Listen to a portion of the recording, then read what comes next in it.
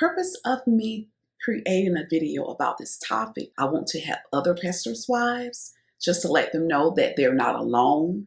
Another reason why I created a video about the pros and cons, because it will be helpful for also members to understand your pastor's wife and some of the ups and downs that she has in her life.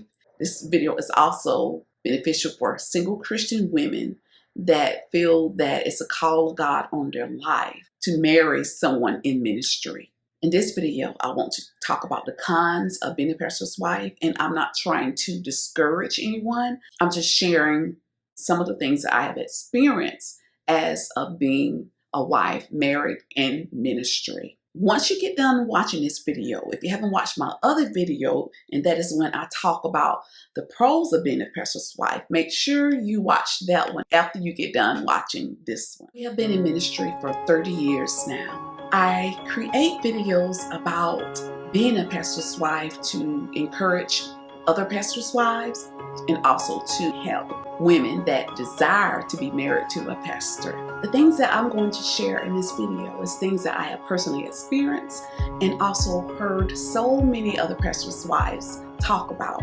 issues of being married to a pastor. You will share your husband. Now, to me, that is one of the most disadvantages of being married to a pastor. It's because you are sharing him. Most of the time, his church is going to come first, which means you won't be first in his life.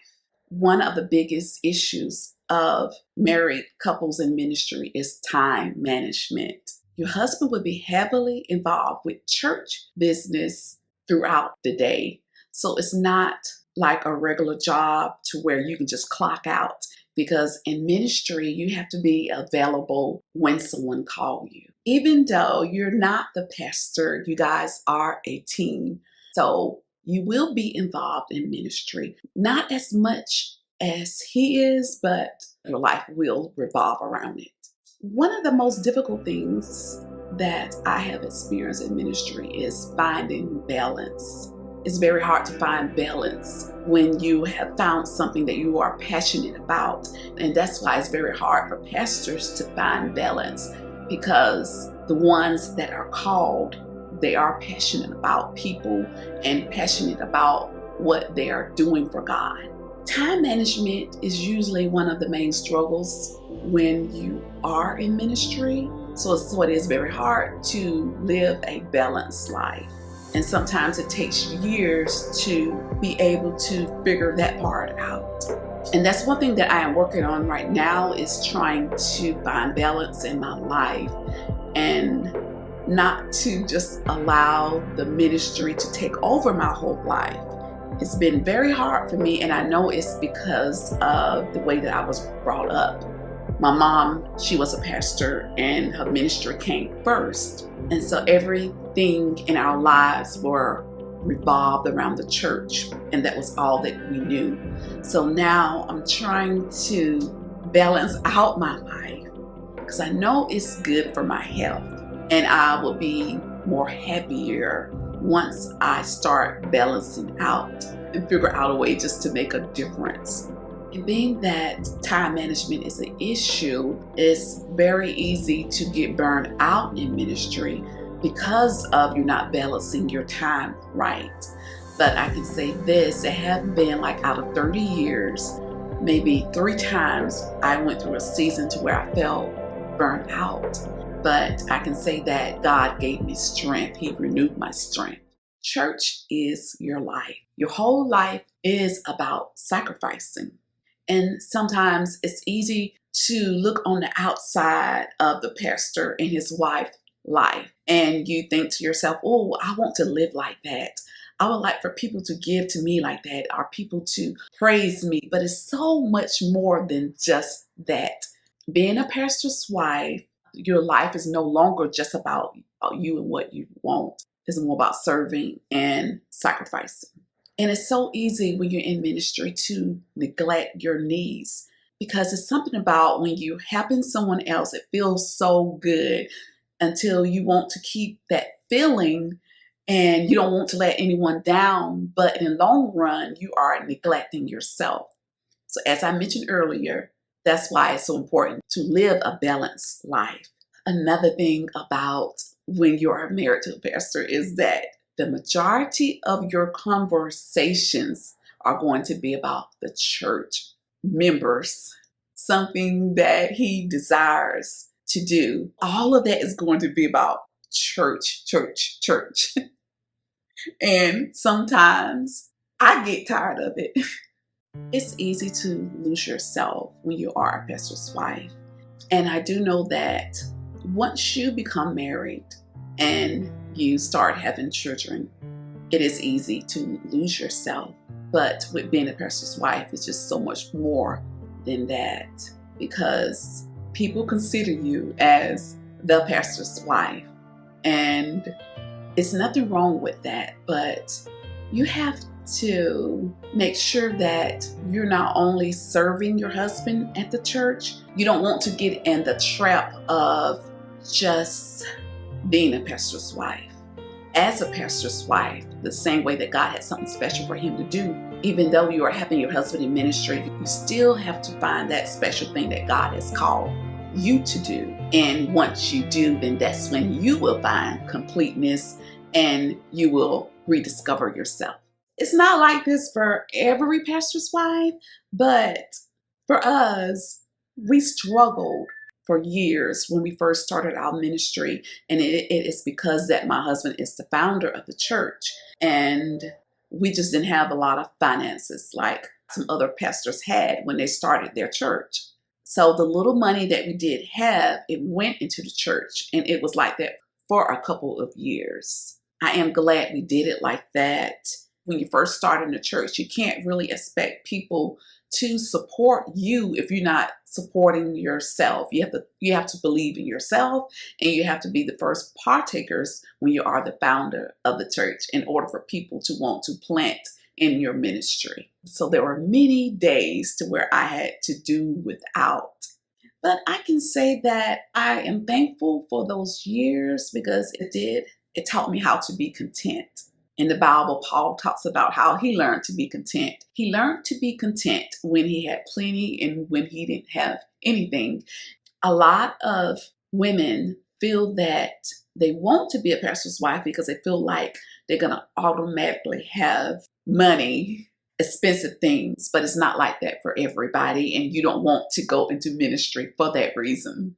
But I can say this, if you are faithful and do what God has called you to do, you will reap what you sow. Your sacrificing won't be in vain. When you are a pastor's wife, you are going to constantly be watched. People are going to watch everything that you do, but that can be a positive or negative thing. The positive part is it's going to make you to be aware of your behavior, how the way that you're interacting with people, because you know that they're watching you. One of the main issues that I had is it took me so many years just to learn how to be comfortable around people. And for some reason, people expect pastors' wives to be the same, to act the same, and they don't realize that we're not the same. And we like other things that don't have anything to do with ministry. People are going to have higher expectations because you are a pastor's wife, but it took me the longest just to realize that every now and then that I'm going to make a mistake. And when I make the mistake, I had to learn not to beat myself up about it, but just to repent and to move forward and just try not to keep making the same mistake. One of the most difficult parts of being married to a pastor, the enemy is going to try to attack your home every so often. And it is because that you have such an influence on people, and the enemy knows that if he can get to your husband, if he can get to you or your children, that it can be a hindrance to the ministry. A couple of years ago, I went through a bad place in my marriage, and I felt so alone. I felt that I didn't have anybody to talk to because I was married to a pastor. After going through that season for a while, God let me know that he was with me and that people was praying for me and that I wasn't alone. What really motivated me to want to create videos for pastors' wives is because after I went through that difficult season in my marriage, and I felt that I didn't have anybody to talk to or that I could trust, it made me want to reach out to other pastors' wives and just be their mentor, because I knew how it felt. And just because you're married to someone in ministry, it doesn't mean that you're not going to have problems. If anything, you probably will have more problems than the average marriage. So you're going to need that mentorship, someone that you can talk to, and you know that they're not going to give you advice to try to ruin the ministry.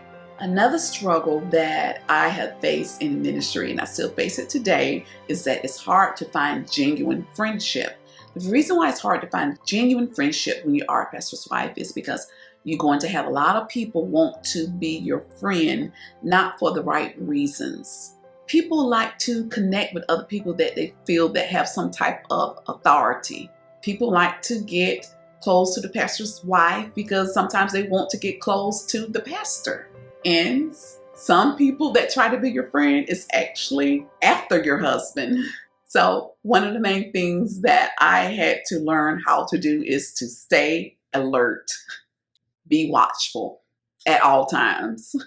Now, the cons will outweigh the pros if you're not equipped. And you may wonder, okay, how do I equip myself? One of the main things that you have to do to equip yourself is to have a good relationship with God. And how you develop a good relationship with God is by communicating with Him, praying, reading your Bible, meditating on His Word. And when you pray, ask for discernment. And the main purpose you are going to need discernment is it will help you to know people's motives and not just go by what they say or the things that they do for you. You can equip yourself by fearing God. The reason why you want to fear God as a pastor's wife is that it's so easy to get caught up in yourself and in the glamour part of being a pastor's wife, until sometimes you can use people, do things to manipulate just to get what you want. When you fear God, you're not going to do those things because you respect Him and you respect His work. You understand that this is His work and you're working for Him, not yourself. You will understand the importance of abiding by His law and know that your members are His people. They don't belong to you. When you pray, ask for wisdom and understanding because you're going to need it. When my husband and I started our ministry, I was only 21 years old. Even though I was very young, I was very wise, and the wisdom came from observing my mom, watching how the way that she interacted with people, how the way that she loved and respected people, and how she respected God and His work. Watch your conduct. Your conduct is very important. It's not so much about what you say, because it's easy to tell people what to do, but it's a whole nother thing when you are living the life and showing them how through your behavior. If you are desiring to be a pastor's wife, or you are a pastor's wife, and this video have helped you, share in the comments below what tip you like the best and why. If you like my message and you just want to support me, subscribe to my YouTube channel and click on the notification bell. And also give this video a thumbs up. Make sure you stay tuned in for my next video. I'm going to be talking about how do you know if you are called to be a pastor's wife. Thank you for tuning in. Bye.